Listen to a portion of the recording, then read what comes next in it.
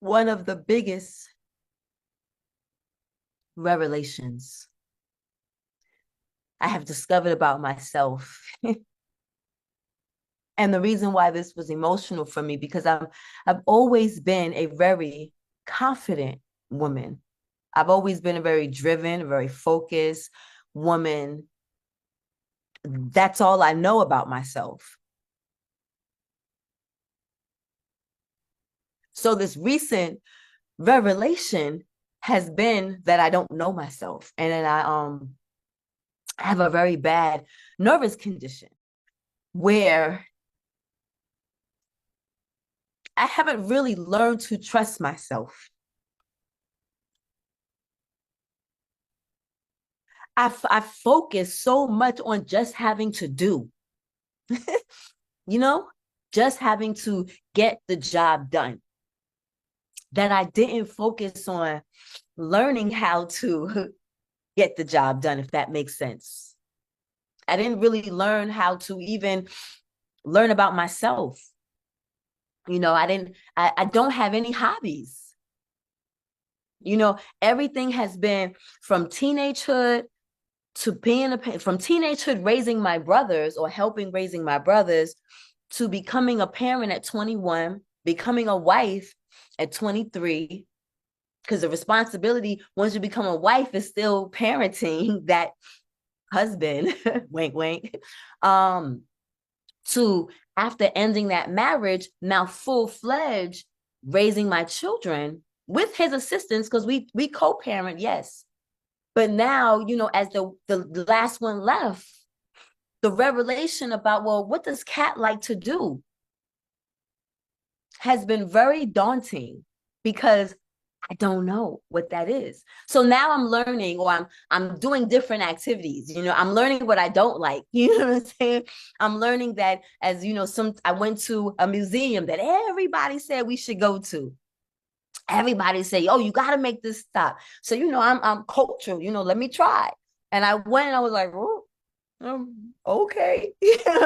I didn't care for it, but that was cool because I still made the trip. I've been traveling more than I've ever in my life, which has been interesting, because I've always wanted to travel and didn't think that I could travel with small children. Now realizing I could have, but now because of traveling, watching my children travel has also given me incentive. So that's also now been a revelation, learning what I don't like versus learning what I like, that I'm still learning, if that makes sense. And making these accomplishments that I've always wanted to, like learning how to drive at 50, learning how to swim. That's coming next. But the biggest revelation has really been how much time I did not take getting to know myself. Woo. Have you discovered any new coping mechanisms, any new strategies, things you hadn't considered or things you never needed to do before in terms of dealing with the loneliness or the feelings of being alone or being by yourself and dealing with the quiet? Like, how do you deal with it? What's beautiful about this time of my life is learning these things, these new nuances about myself. So how I'm learning how to deal with the quiet is by embracing it and allowing the quiet to actually happen. I don't know if I actually ever had my house just quiet and enjoying what that space looks like. I'm always playing music, or there's TV playing in the background, or the kids are talking, or I'm getting ready for work and then I'm at work and I'm dealing with people. Like there's always sound going on. So now I literally will take those moments, not even moments, to be honest with you, I'll take time. Now, it could be a half an hour, it could be an hour where there's nothing playing in the house. And I will sit there and literally enjoy the quietness in no way that I have ever before in my entire life, even prior to becoming a parent. So, what has been the most challenging part of this transition for you? No one's going to like this answer because every parent probably feels this way but won't say it out loud.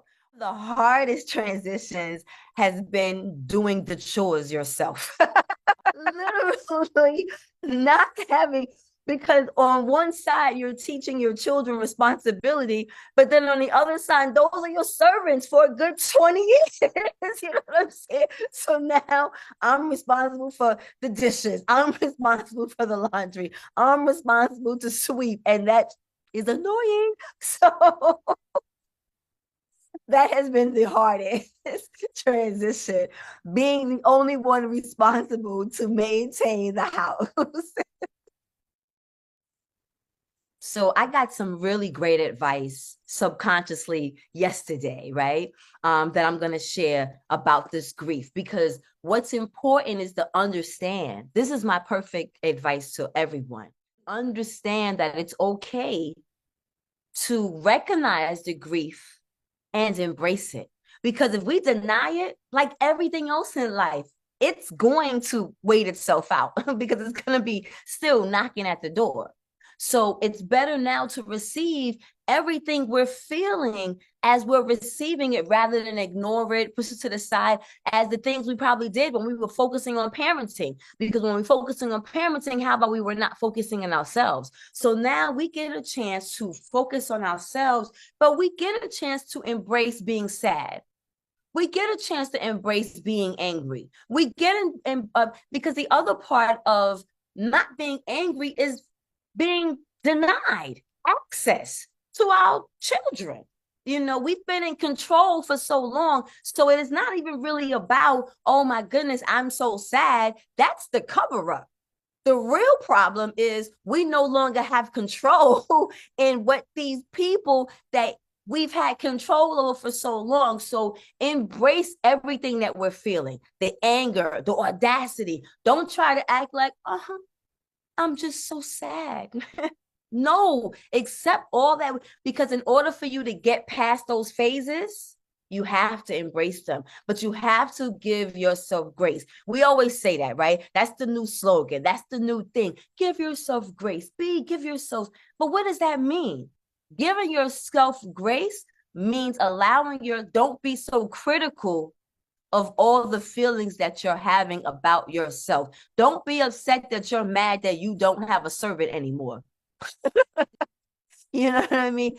Just embrace all of those emotions, because they're not going anywhere. So we deny them, they're just going to creep up in another form, some kind of other way. So embrace them. And that's where the grace comes in, allowing ourselves to have those emotions, but work through them.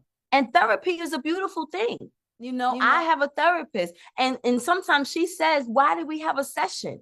Because what the therapist really does do for you is not that the therapist tells you what to do. You now have an outlet to hear yourself out loud, already know what you're supposed to do, but you're in denial about it because you don't want to give yourself permission to feel that way. So give yourself permission to feel it, and then figure out how to move from it, because it looks different for everyone. You know what I'm saying? I'm still figuring that out. But what I like about where I'm at now is I know what I don't like. So that's a start.